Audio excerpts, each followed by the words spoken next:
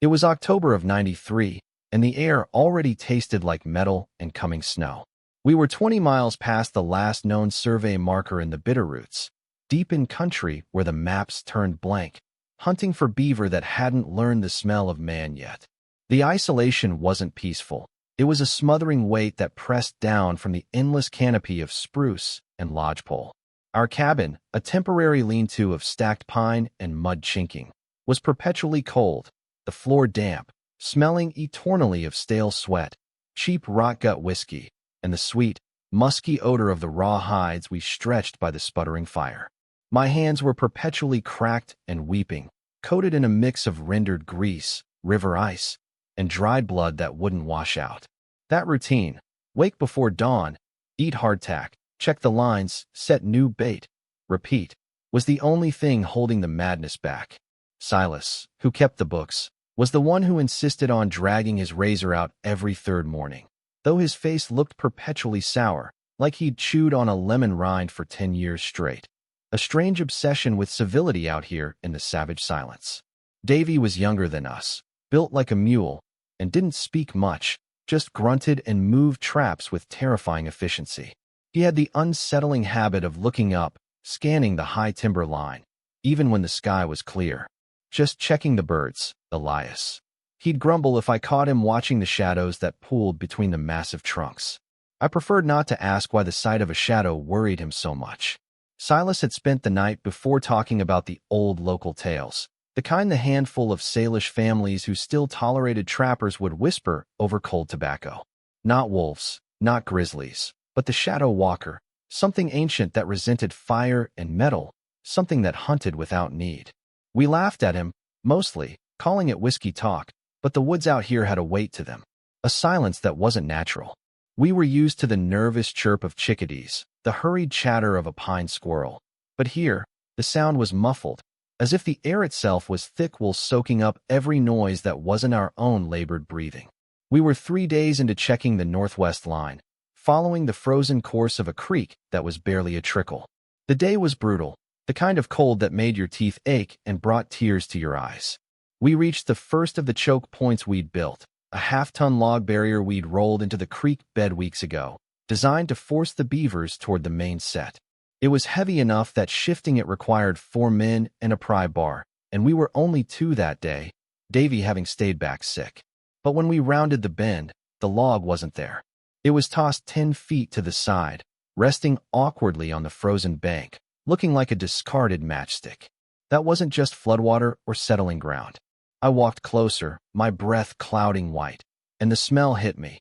Not pine, not musk, but something rank and overwhelming, like wet dog and stale urine, overlaid with the sharp, metallic tang of ozone right before a thunderstorm.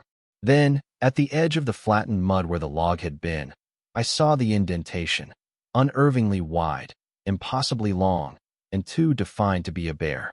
It was a fresh print, pressed deep into the frozen earth, and it looked like a man had stepped here wearing a boot the size of a skillet. The dirt inside the print wasn't smooth. It showed 5 distinct, thick toes, and the arch was shallow, unnaturally formed. It wasn't just the sheer weight implied, a creature heavy enough to press the ground that deep. It was the too human shape. It was structured, purposeful, and the size of a coal shovel. I knelt, pushing away the thin layer of icy slush, and the smell of ozone and musk seemed to deepen, clogging my sinuses like dust. As I stared, the forest went quiet. Not the slow fade of sound as day ends, but a sudden, terrifying vacuum. The chirping of the jays stopped instantly, cut mid-note. The gentle current of air, which had been whistling mournfully through the spruce tops, died without a whisper. The resulting stillness was not peace. It was oppressive, a suffocating vacuum that pressed down on the eardrums. The air temperature seemed to drop 10 degrees in a heartbeat, chilling the sweat on my spine, even through the thick woolen coat. It was the kind of unnatural cold that steals sound and leaves the world brittle. Then it started. 2 heavy, dry thumps, WHUMPH. Whumph dot, coming from across the canyon, maybe a quarter-mile away, beyond the frozen creek line. It wasn't timber falling. Timber sounds wet and messy. This was deep, resonant, and artificial. It sounded exactly like someone hitting an enormous, hollow log with a sledgehammer, rhythmically, deliberately. The sound didn't travel through the air so much as through the ground, vibrating up into the soles of my heavy leather boots. Silas, my partner, was the first one to move. He'd been leaning on his Winchester, watching me examine the print with an expression caught halfway between skepticism and dread. He spat a stream of brown chewing tobacco onto the frozen mud, the sound startlingly loud in the sudden silence. "Just the mountains settling, Jack," he muttered, his voice rough. "Ice cracking inside a hollow trunk, maybe a rock slide further up. Damn cold tonight. It's going to be a hard freeze." He glanced dismissively at the enormous footprint, then back at me, his eyes guarded and overly practical. "Maybe it's a very big grizzly we ain't seen yet. Put that out of your head. We've got traps to set before the light fails, and we're losing precious heat standing here, staring at mud." But the silence didn't break when he spoke. It hung there, waiting, echoing the dry whumph, whumph, that continued at precise intervals from the ridge. And the smell, that rancid metallic odor, it intensified, burning the back of my throat, tasting like a static charge about to snap. It felt less like we had merely stumbled upon a sign of something unusual and more like we had been actively met by it.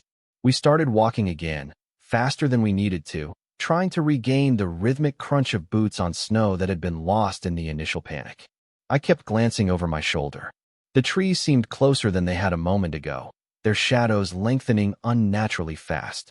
And as we rounded the next bend, heading deeper into the spruce line towards our line sets, I caught sight of something impossible, a faint, low-hanging mist, swirling unnaturally around the base of the trees where there shouldn't have been moisture.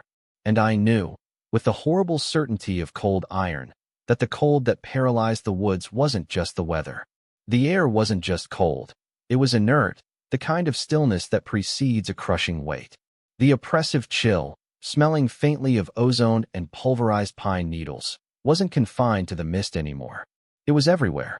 We tried to rationalize the fog for 3 more days, calling it ground condensation or thermal inversion, but it tracked us along the creek bed, never dissipating, even under the weak slant of the afternoon sun. It was a cold that got into your teeth and settled in your sinuses, giving everything a metallic, bitter taste. Silas stopped talking entirely about the trap lines. He was drinking heavily from his medicinal flask, not to warm up, but to dull the razor edge of his perception. He spent our waking hours staring into the perpetual gloom surrounding our small fire, his eyes bloodshot, wide, and absolutely unfocused. The exhaustion was brutal. We'd started snapping at each other, a raised voice over spilled coffee, a glare over who should haul the next load of firewood. We were barely 2 weeks into the season, but the cabin felt smaller than a coffin, and the shared air felt poisoned by unspoken fear.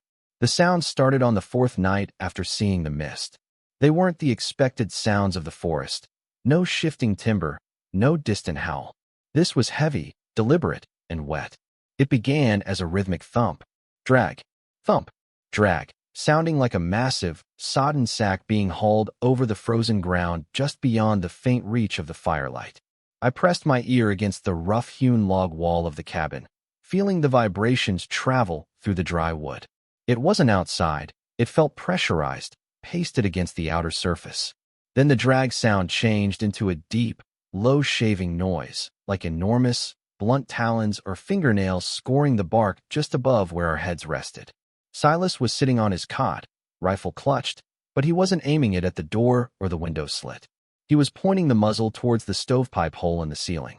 His lips were moving soundlessly for a minute before he finally spoke, his voice dry as shale dust. "They're watching the gaps, Jack," he whispered, licking his lips. "They aren't trying to scare us off. They're waiting for the lack of sleep to finish the job, waiting for us to get sloppy." The next morning, the terror had changed Silas. He didn't seem afraid anymore. He was captivated. We found the tracks leading up to the back wall of the cabin. They were immense, impossibly wide, sunk deep into the compacted snow.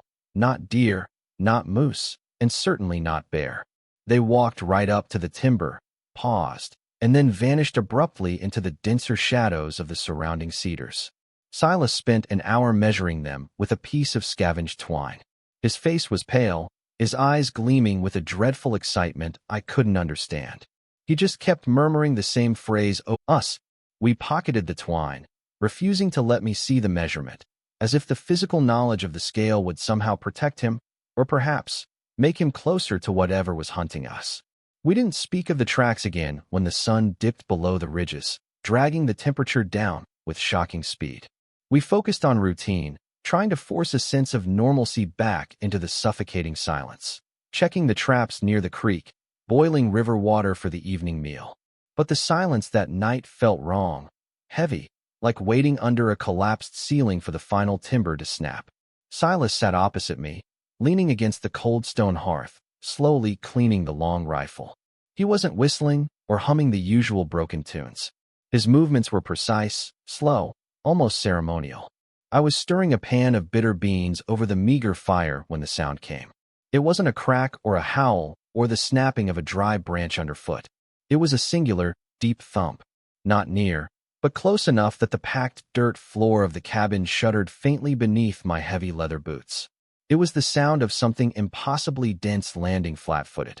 Immediately, the entire peripheral world outside stopped. The crickets went silent. The faint, incessant drone of the pine wind vanished. Silas froze instantly, the cleaning rod halfway down the barrel. His eyes lifted to mine, not with panic yet, but with a terrifying, absolute certainty. The look of a man who just had the entire concept of reality surgically removed from his brain. Then, a movement at the window. The glass pane, barely larger than a dinner plate, was dirty and partially obscured by frozen condensation. But through the single, clear spot where the heat from the hearth met the cold glass, I saw it. It blocked the pale, sickly moonlight entirely. A vast, wet mass of hair, dark and matted like soaked sheep's wool, reflecting the firelight in oily, sickly streaks. And then the face turned. The structure was profoundly human in its underlying shape, but brutally wrong in its proportion and texture. The brow ridge was massive, heavy and low, but what paralyzed me were the eyes. They were obsidian black, huge, and set so deep they seemed to absorb the light. They weren't searching, they were looking. They saw the fire, they saw the heat escaping, and they saw us. There was no malice in the expression, which made the horror complete. Just an ancient, terrible indifference. The sheer size of the thing crushed every rational thought in my skull. It had to be 9 feet tall, its head stretching far above the small window frame. It smelled faintly of ozone and raw dirt, a heavy, musky scent that instantly coated the stale air inside the cabin. I couldn't move. My hand, holding the iron spoon, was shaking so violently that the beans sloshed over the rim, sizzling faintly on the stones, but I didn't feel the heat. All I could taste was the metallic flavor of pure adrenaline flooding my mouth. Silas finally broke. He didn't scream, but let out a choked, wet noise, like tearing thick, stiff cloth. He launched himself sideways toward the rifle rack, his movement frantic and clumsy. The creature outside didn't flinch, didn't retreat in fear of the noise. It simply stepped back, slowly, deliberately. The ground shuddered subtly beneath the cabin with the shift of its enormous weight. We heard the groan and snap of cedar boughs bending under pressure as it moved away into the deeper, blacker parts of the timberline. I collapsed against the hearth, gasping, trying to claw air into my lungs. This wasn't a bear driven by hunger. This wasn't some isolated mountain hermit. This was an old, cold horror that knew we were trespassers, and now, it knew we were terrified. It wasn't actively hunting us. It was simply waiting for us to spoil, like meat left out in the harsh Montana sun. The isolation, the vast, beautiful emptiness of the Rockies, suddenly felt like a perfectly designed cage. The isolation, the vast, beautiful emptiness of the Rockies, suddenly felt like a perfectly designed cage. The inertia of fear held us for maybe 10 minutes, shivering near the cold ashes, but the silence outside eventually grew heavier than the knowledge of the waiting thing. We had to move. Now. We grabbed the keys, the spare coil of rope, and the heavy .30-06 rifle, its steel barrel slick with the cold sweat of my grip. The cabin door opened inward with a horrible, protesting groan of frozen hinges. The cold was a physical slap, tearing the breath from my chest. It wasn't just temperature, it was a deeper, unnatural chill, the kind that penetrates the marrow. We plunged out, immediately sinking halfway up our thighs in crusted snow. Every step was a tearing, exhausting effort. The truck, my old dependable Ford F-250, was 50 yards away, sitting like a coffin under a blanket of white. I reached it first, scrambling, scraping ice off the lock, my gloved fingers fumbling with the key. Get in. Slam the door. Lock it. Safety. I jammed the key into the ignition, adrenaline making my hands shake so badly I missed the tumbler twice. Finally, contact. I twisted the key. The engine turned over once, a sickening, grinding whine, then cut out, leaving only the thin, defeated click-click-click of the dead solenoid. It wasn't the cold, not just the cold. The battery had drained, or maybe the wires had been tampered with. Panic hit like a sudden rush of stagnant air, metallic and hot in my throat. No, no, no, my partner, Silas, muttered, slamming his fist against the dash. The waiting was over. The click of the dead engine had been the signal. From the blackness of the timberline, 50 yards behind the cabin, came a sound. It wasn't a howl or a roar. It was a massive, deep exhalation, followed by a sound of terrible, wet tearing, like fabric the size of a tarp being ripped open. The air immediately changed. The sharp, clean scent of pine was replaced by an overwhelming, choking smell of hot ozone and wet, stale earth. I saw it then, a mountainous shadow detaching itself from the darker mass of the pines. It was impossibly tall, hunched, moving with a fluid grace that defied its bulk. It wasn't looking at the truck, it was looking at the cabin, its territory. It was going to hurt us. Silas didn't hesitate. The secondary jeep, the one in the shed. Go. He threw the heavy rifle across the seat, shoved open the driver's side door, and chambered around. I'll buy you 10 seconds. Get to the old shed, move, you hear me? I was already halfway out, scrambling across the passenger seat, my mind screaming incoherently. I heard the deafening, sharp crack of the .30-06 going off. I heard the solid thud as the bullet struck something immense, and then a noise that wasn't a cry of pain, but a sound of furious, focused impact. I didn't see what happened next. The sound that followed the rifle shot was a rapid succession of wet, heavy blows, accompanied by the shriek of twisting metal, and then Silas's voice, not a shriek, but a single, choked sound of complete, overwhelming comprehension. It was the sound of someone realizing the universe was fundamentally wrong. I hit the snow, rolling, ditching the flashlight. I didn't look back. I heard the sickening, dull thump-thump-thump of something heavy pursuing me, feeling the deep vibration through the frozen ground, leaving the cabin, the dead truck, and the sudden, sweet copper scent of fresh blood behind. I ran until the deep, vibrational thumping faded into the pounding silence of my own blood rushing in my ears. 2 days later, I stumbled out onto the edge of the US 287, 40 miles south of where the maps said we were, my face burned raw by the wind and the cold having turned the tips of my fingers black. A kind soul driving a massive logging truck saw me, a half-frozen, ragged thing that smelled of pine sap and panic, and stopped. The smell of hot diesel and stale coffee in the cab was the most beautiful, comforting thing I have ever known. They patched me up in a regional hospital in Butte. Frostbite, severe dehydration, exhaustion. Medically, I was stable. Mentally, I was a wreck. They asked questions, the police, the local sheriff, and eventually some federal agents interested in the disappearance of 3 licensed trappers and the theft of a heavy-duty pickup. I told them the truth. I told them about the size, about the intelligence, about the smell of ozone and wet hair, and the way the shadows moved. I told them about the sound Silas made, that single, horrific expulsion of air that signaled total understanding of cosmic wrongness. They wrote it all down. They looked at each other over the tops of their notebooks. They filed the report under exposure-induced psychosis and probable bear predation. They never found Silas. They never found Billy, who had disappeared a week before the cabin incident. The truck was recovered, heavily damaged, but the cabin itself, when the search teams finally managed to cut through the fresh snow, was simply destroyed, like a giant had peeled back the roof and tossed the contents. No bodies, no definitive trace of blood, just a colossal mess that could be explained away by heavy weather and wildlife. No one ever mentioned the unnatural bends in the cabin's steel stovepipe or the deep, Impossibly long claw marks raked across the threshold of the door frame. I'm the only one left. I got out. I moved east, RST fear, something that saw us as interruptions in its massive, quiet routine. I wasn't saved, I was released. It decided I wasn't worth the energy, or perhaps it understood the deeper cruelty of letting me live and remember. It let me carry the seed of what I saw, knowing that the real terror wasn't being eaten, but knowing that something like that existed, breathing the cold air of the high passes. It didn't retreat. It simply waited for the snow to cover my tracks. And every night, when the light is gone, I know it's still up there, listening for the next sound, waiting for the mountains to send it another meal.